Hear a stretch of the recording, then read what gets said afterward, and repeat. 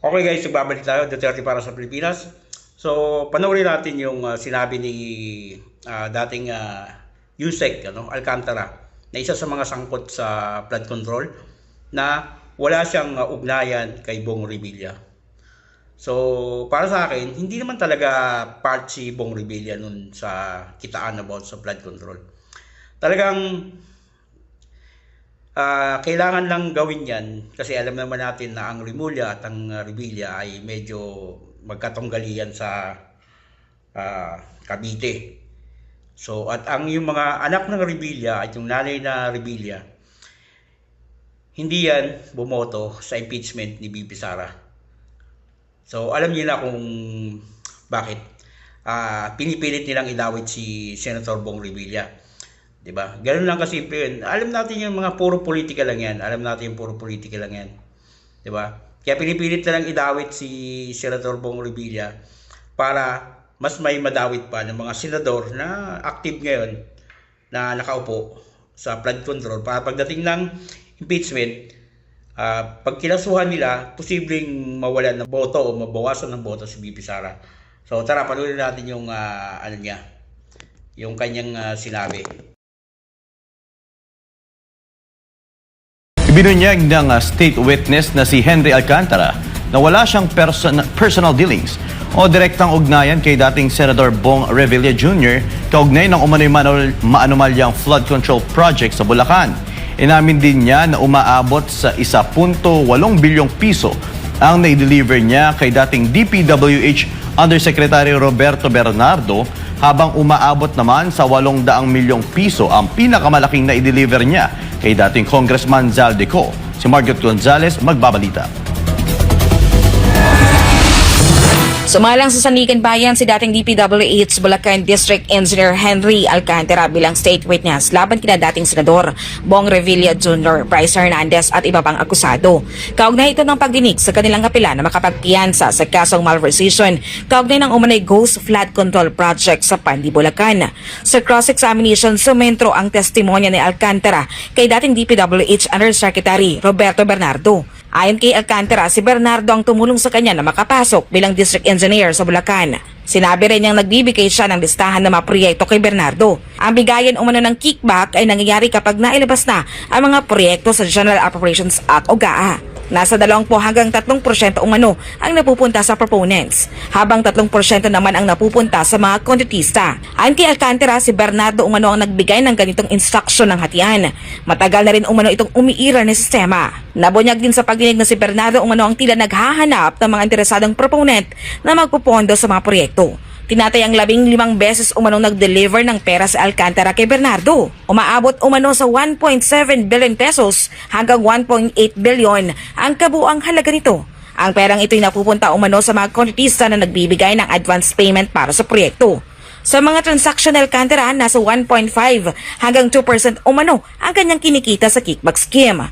Naabonyag din na may mga cash delivery sa Alcantara para kay dating Congressman Zaldico. Ayon kay Alcantara, makailang ulit siyang nag-deliver ng pera para kay Ko na tinatanggap ng kanyang aide na si Paul Estrada. Sinabi niya na si Bernardo nagsabi na naghahanap si Zaldico ng distrito kung saan maaring maglaan ng pondo para sa proyekto. Nakita umano sila ni Zaldico noong taong 2021. Ang pinakamalaking halagang na-deliver niya kay Ko ay umabot umano sa 800 million pesos. Bukod pa ito sa daang milyong pisong na-deliver mula taong 2022 hanggang 2025. Noong 2022, nasa 20% umano ng alokasyon sa GAA ang napunta kay Zaldico. Tumaas ito sa 25% noong 2023. Tinatayang nasa 6 billion hanggang 8 billion pesos ang project allocations sa panahong ito. Sa taong ito rin na-deliver ang pinakamalaking halaga ng pera. Pero ayon kay Alcantara, wala umanong natanggap na kickback sa flood control project sa Bulacan si Bernardo dahil hindi naman umano ito kasama sa implementasyon ng proyekto. Ilang beses namang kinumpirma ito sa kanya ng mga maestrado sa paraan ng tanong na paano raw na siya may nakukuha pero ito'y wala. Samantala, inamin naman ni Alcantara na wala siyang personal knowledge sa pagkakasangkot ni Revilla sa umanay Ghost Flood Control Project sa Pandi, Bulacan. Anya, hindi niya kailanman personal na nakausap si Revilla hinggil sa proyekto. Wala rin naman na siyang kaalaman kung sa dating senador nanggaling ang mga proyekto o may tinanggap itong kabayaran. Dagdag pa niya ang listahan ng proyekto na may initial na SBR ay impormasyon lamang na ibinigay ni dating DPWH Undersecretary Roberto Bernardo. Sa adaman ng kampo ni Revilla, pinatanayan lang ng mga testimonya ni Alcantara na walang partisipasyon ang dating senador sa naturang maanumalyang proyekto. It only strengthens our defense all along. That si former Senator Bong Revilla does not have any participation or any involvement in the so-called alleged ghost flood control project as far as this case is concerned. So that's one.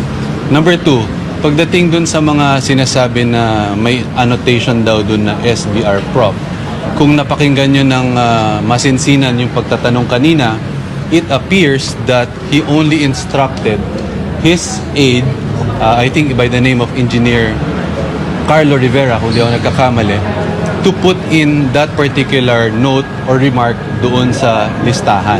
And nung tinanong siya kung anong basihan, sinabi niya lang that this is only based on what was relayed to him or what was instructed to him. And he repeatedly point out to the former Undersecretary Bernardo.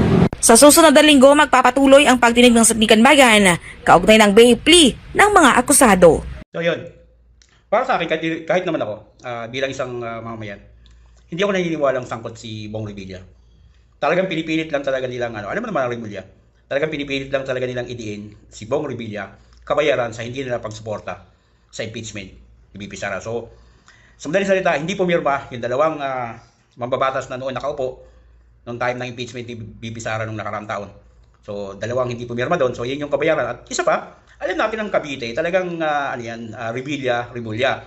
So, kapag napila yung Revilla, mas madaling, di ba? Mas madaling may panalo ng mga Remulla yung Cavite. Kahit na pamunuan nila yung gobernador o vice-gobernador, kaya na rin panalo kung pilay na yung, di ba? Siyempre, wala na si Bong posible kasi makulong o ano eh. So, isa yun sa mga dahilan kung bakit talaga nangyari yan kay Senator Bong Revilla. Isa sa mga sila yung tinik kumbaga sa lalamunan ng ng mga Remulla pagdating sa Cavite. Pero ngayon siyempre, nandiyan na si Kiko, talagang Kiko Barsaga. Talagang isa pa yan sa sasabay sa karakter ni Kiko ngayon, masyadong mabango sa mga tao. So talagang mahihirapan din sila kahit paano. Kaya tinadtad nila ng kaso si Kiko, di ba? So yun yung nakakalungkot, kung sino pa yung taong o yung politiko na nakikipaglaban sa tama. Di ba? Sila pa yung nakakasuhan, pero yung mga politiko na alam naman natin na talagang sila yung mga pangunahing sangkot sa flood control, pero parang malabo silang masunto kumbaga. 'Di ba? Nakakalungkot lang, napakalaking pera nang nawala sa atin sa kaban ng bayan dahil sa mga sugapang, buhayang, mga hinayupak na mambabatas na 'to, no? Tapos hindi man lang mapanagot yung alam nating pangunahing sangkot sa o may kagagawa ng flood control na 'to.